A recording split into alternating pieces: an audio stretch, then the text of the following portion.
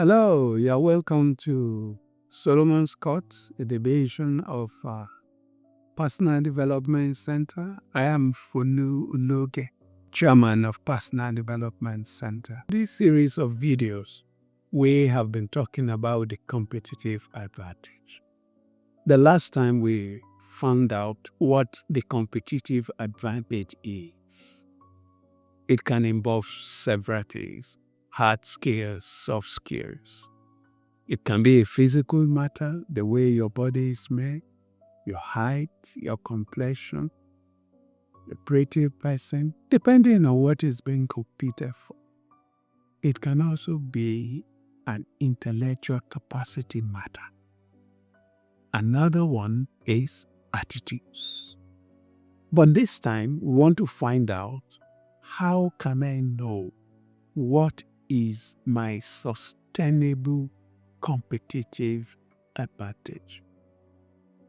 Before you begin to compete in any area, you must be able to tell exactly what are the things that are required for that.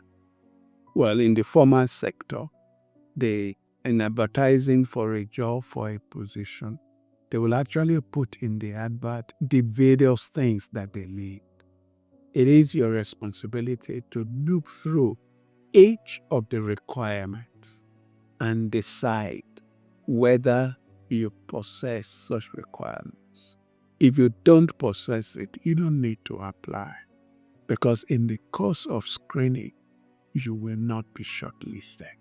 But you could have done that for yourself before the establishment does that for you. We also lay emphasis on sustainable competitive advantage. Emphasis on sustainable. Something that is more or less part of you, even if you have had to learn it, or you have learned it to the point that it is now a habit, something that you can do year in, year out, decades in, decades out, and it becomes a part of you. One of the best ways to know your competitive advantage is to study yourself. What are the things you do well? What are the things you don't do quite well? What are the things that, without being encouraged, you are eager to do? What are the things that it takes a lot of struggle? It takes a lot of encouragement. It takes a lot of efforts for you to do. Well, for some things, if you start putting in all that efforts, it can become a habit until it becomes something you can do very, very freely. And then it could become a competitive advantage. So, by personal observation of yourself, you can know your strengths, you can know your weaknesses. Another way is to study books. When you study books, you see people in similar situations. Your eyes may open to strengths that you have that you really never know.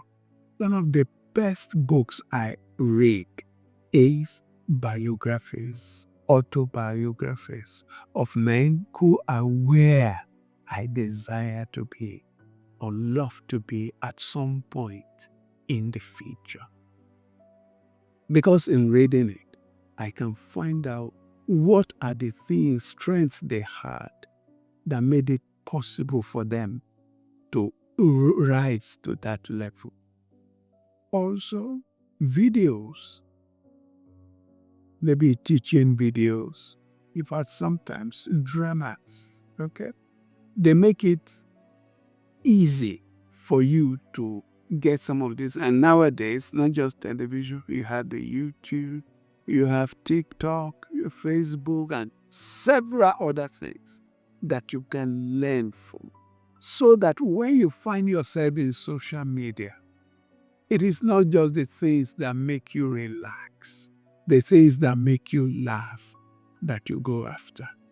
There are educational materials that you go after that teaches you your personality, that teaches you whether you are suited for the job you want to go into.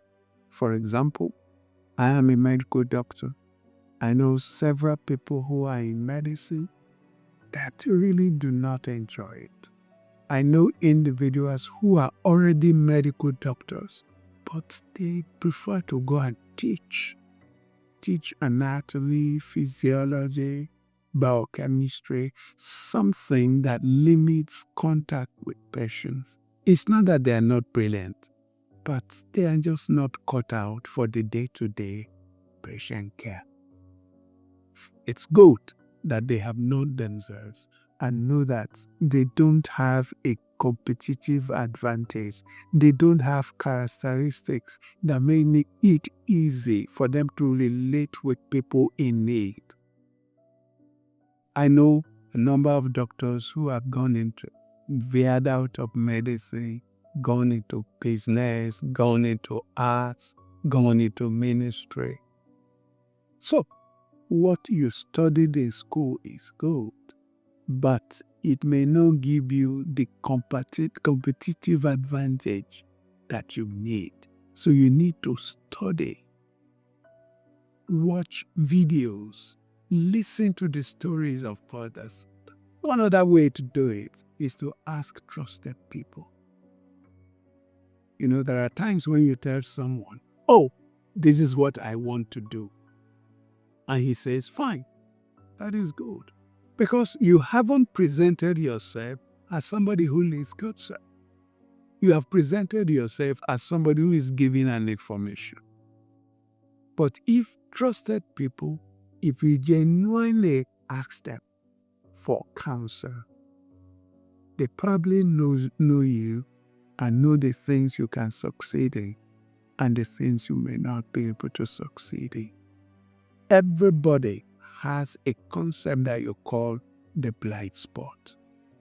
In vision, there are some things that are within your blind spot. You may not see them because there is an area of the retina that you will not be able to see what falls there. In the same way, there are some things about you do not know. You need trusted people, honest people, not bootlickers, not people who will tell you what you are not. You need honest people to let you know. So all of these things are like mirrors, if we like to call it that way. The people around you, they are like mirrors to who you are. The books you read can be an excellent mirror. The videos, the teaching seminars that you go through can be an excellent mirror that reveal yourself to you. So before you get into any competition, you need to find out if you have the competitive advantage in that arena. Jack Welch, a legendary CEO, said, "If you don't have a competitive advantage, don't compete." If you don't have a competitive advantage in that field, in that arena, don't compete because you will lose. Thank you for being a part of us. Please subscribe, like it. Let us know what your comments are so that subsequent videos, interactions will be better. Thank you very much.